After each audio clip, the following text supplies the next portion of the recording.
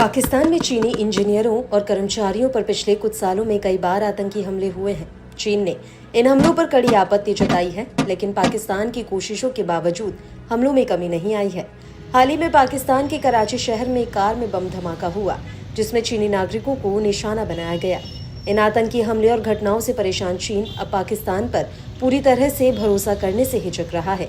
चीन ने पाकिस्तान के सामने प्रस्ताव रखा है कि वह अपने नागरिकों की सुरक्षा के लिए खुद अपने सुरक्षा कर्मी भेजेगा, जो वहां तैनात रहेंगे।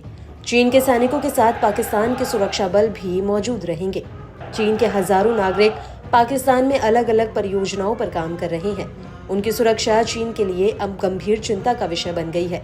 बलूचिस्तान में सक्रिय अलगाववादी संगठन बलोच लिबरेशन आर्मी चीन की परियोजनाओं का विरोध कर रहा है।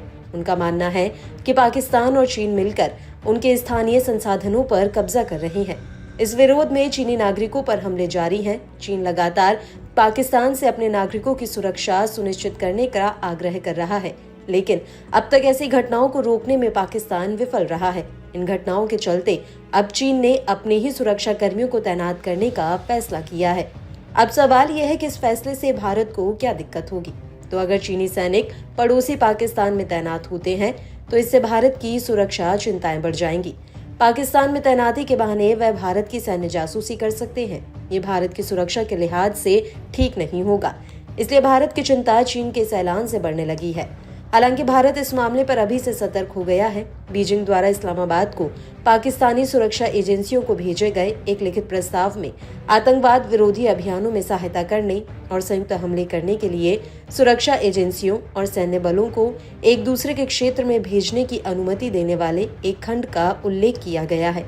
एक अधिकारी ने कहा कि चर्चा के बाद प्रेषण किया जाएगा, लेकिन पाकिस्तानी एजेंसियां इस प्रस्ताव के खिलाफ है।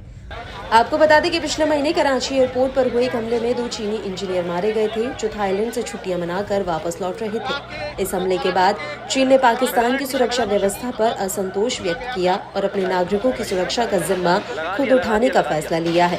चीन अपने आर्थिक हितों से पीछे हटना नहीं चाहता, इसलिए वह हमलों के बावजूद किसी भी परियोजना को छोड़ने के लिए तैयार नहीं है। सूत्रों के अनुसार इस मामले पर चीन और पाकिस्तान के बीच फिलहाल बातें चल रही हैं। चीन अपने सुरक्षाकर्मी भेजने का प्रस्ताव दे रहा है, जबकि पाकिस्तान चाहता है कि उसे एक और मौका मिले और वह सुरक्षा को पुख्ता करने का भरोसा दे रहा है। पाकिस्तान इस बात से चिंतित है कि चीनी सैनिकों की तैनाती उसकी संप्रभुता पर सवाल खड़ा कर सकती है। इसके साथ ही चीन का उस पर से विश्वास उठने का संकेत भी हो सकता है।